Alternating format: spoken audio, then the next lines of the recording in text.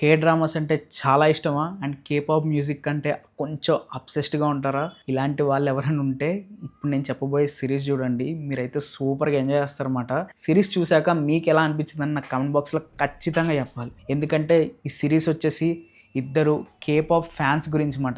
లైఫ్‌లో వీళ్ళకి ఏ ప్రాబ్లమ్ వచ్చినా, ఎలాంటి సిట్యుయేషన్ వచ్చినా ఆ పాటలు వింటారు. ఆ ప్రాబ్లమ్‌ని మర్చిపోతారు. లేకపోతే సాల్వ్ చేసుకుంటారు. ఆ మ్యూజిక్ వల్ల వీళ్ళకి కొన్ని ప్రాబ్లమ్స్ వస్తాయి. గొడవలు జరుగుతాయి. లైఫ్ అంతా తారుమారైపోతదన్నమాట.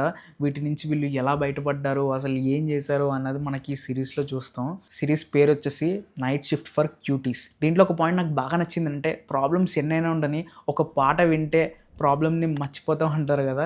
దాన్ని సిరీస్‌లో చాలా బాగా చూపించారన్నమాట. అదైతే నాకు నచ్చింది. ఇంకా ప్లాట్ విషయానికొస్తే మన హీరోయిన్స్ ఇద్దరు ఒక కొరియన్ స్టోర్‌లో పనిచేస్తూ ఉంటారు. వీళ్ళకి కే-పాప్ అన్నా, మ్యూజిక్ అన్నా చాలా ఇష్టం అన్నమాట. ఆ మ్యూజిక్ గ్రూప్‌లో ఒక సింగర్ అంటే వీళ్ళకి చాలా ఇష్టం అన్నమాట. సో, తనని కలవడానికి ఒక ఛాన్స్ వస్తది. ఆ ఛాన్స్ కోసం వీళ్ళు చేసే ప్రయత్నాలేంటి? నిజంగా కలిసారా? లేదా? లాస్ట్‌కి రియాలిటీ ఎలా హిట్ అయింది? ఏంటి? అని చాలా బాగా చూపిస్తారన్నమాట. అండ్ ఇంకొక పాయింట్ ఏంటంటే వీళ్ళిద్దరి స్టోరీస్‌ని చాలా బాగా హ్యాండిల్ చేశారు. ఒకళ్ళకేమో లైఫ్‌లో కొన్ని ఇన్‌సెక్యూరిటీస్ ఉంటాయి. ఇంకొకళ్ళకేమో లైఫ్ మొత్తం ప్రాబ్లమ్సే మాట.